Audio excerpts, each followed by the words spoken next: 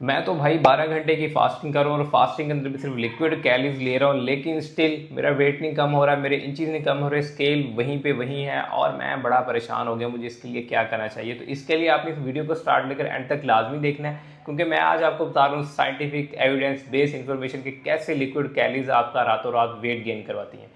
अस्सलाम वालेकुम, मैं हूँ आपका माहिर ग़िज़ाई डॉक्टर ज़ुबैर और आप इस वक्त देखें चैनल डॉक्टर ज़ुबैर। बहुत सारे लोग जो वेट लॉस की तरफ आते हैं तो सिर्फ वो लिक्विड कैलोरीज लेते हैं, जैसे कि फ्रूट जूसेस ले लिए, वेजिटेबल जूसेस ले लिए, सूप पी लिया, ड्रिंक्स ले लिया और स्मूदीज़ ले ली, और ये सोचते हैं शायद कि ये बहुत ज़्यादा कम कैलोरीज में होती है और उससे उनका वेट कम हो जाएगा। और यही गलती उनका वेट भी बढ़ा देती है, उनके इंचज़ भी बढ़ा देती है और एंड में वो फेडअप होकर डाइट प्लान छोड़ देते हैं। देखिए, जब भी आपने वेट लॉस करना है तो सबसे पहले आपने कैलोरी डेफिसिट के अंदर जाना है, उसके साथ आपने वॉक स्ट्रेंथ ट्रेनिंग करनी है, डेली के 10 गिलास पानी पीना है, 7 से 8 घंटे की नींद पूरी करनी है। ये मेरे गोल्डन रूल्स है, इनको आपने फॉलो करना है, इसके अलावा सब आपने स्किप कर देना है। अब आते हैं कि लिक्विड कैलोरीज कैसे आपका वेट गेन करवाती हैं। मैं इसको साइंटिफिकली आज एविडेंस बेस पे साबित करूंगा कि आपका वेट गेन कैसे होता है। तो सबसे पहले, जब भी कोई आप लिक्विड कैलोरीज लेते हैं, मिसाल के तौर पे आपने 4 से 5 ऑरेंजेस डाले, एक गिलास जूस बना और आपने उसको पी लिया। अब उसके पीने से क्या होगा? क्योंकि जब आप एक लिक्विड कैलोरीज लेते हैं तो ये लिक्विड कैलोरीज जो है वो आपके बेसिक जो है डाइजेशन के जो प्रोसेस है उसको बाईपास करती हैं, डायरेक्टली जाती हैं, फ़ौरन से आपकी बॉडी के अंदर जाके एब्जॉर्ब हो जाती हैं, ग्लूकोज स्पाइक्स देती हैं और विद इन 45 मिनट के अंदर डाइजेशन होती है और आपको दोबारा से भूख लग जाती है। अब कैसे होती है? मिसाल के तौर पर जब आप कोई सॉलिड फूड खाते हैं, पहले तो आप उसको हजम करते हैं अपने मुंह के अंदर, फिर वो आपके फूड कैनाल में आती है, फिर आपके स्टमक में आती है, स्टमक के बाद जो है वो डाइजेशन के फर्दर प्रोसेस से गुजरती है। कुछ चीज़ें जो है आपके स्टमक के अंदर जो है डाइजेस्ट हो जाती हैं और कुछ फूड ऐसी हैं जो आपकी स्मॉल इंटेस्टाइन में जाकर डाइजेस्ट होती हैं, देन आपकी ब्लड का पार्ट बनती हैं।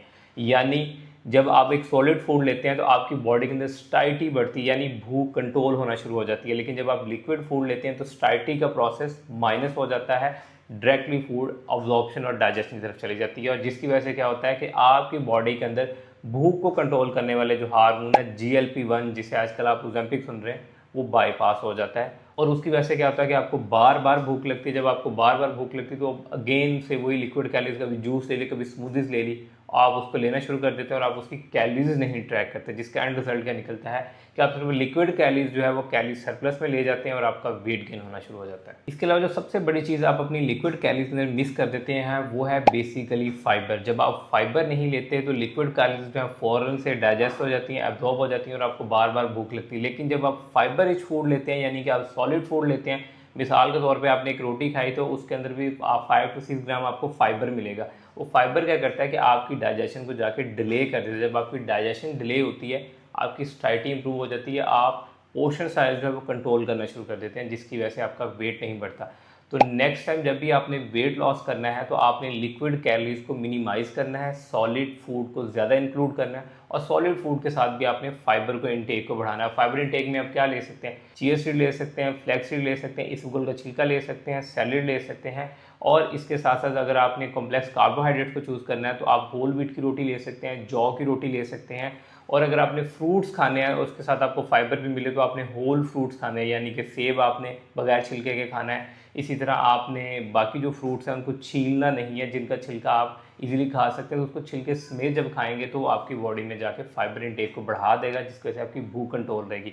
तो आज की इस वीडियो से आपको ये बात ज़रूर समझ आई होगी कि कैसे लिक्विड कैलोरीज जो है आपका वेट बढ़ाती है। मैं एक बार दोबारा रिकॉल कर देता हूँ कि लिक्विड कैलोरीज आपके स्टाइटी के मैकेनिज्म को स्किप कर देती हैं, लिक्विड कैलोरीज च्यू के मैकेनिज्म को स्किप कर देती हैं, गैस्ट्रिक एम्प्टी को बाईपास करती हैं, फ़ौरन से डाइजेशन और अब्जॉर्प्शन होती है, जिसकी वजह से आपको ज़्यादा भूख लगती है, ज़्यादा इंटेक कर लेते हैं और आपका वेट बढ़ना शुरू हो जाता है।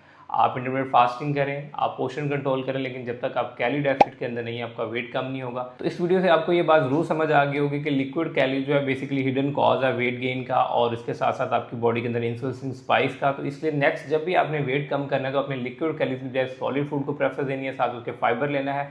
और अगर आपको ये वीडियो पसंद आए तो इस वीडियो को लाइक कीजिएगा, चैनल को सब्सक्राइब कीजिएगा। अगर आप मुझसे कस्टमर डाइट में लेना चाह रहे हैं for your obesity, PCOS, fatty liver, number नीचे डिस्क्रिप्शन में मेंशन है। Thank you so much.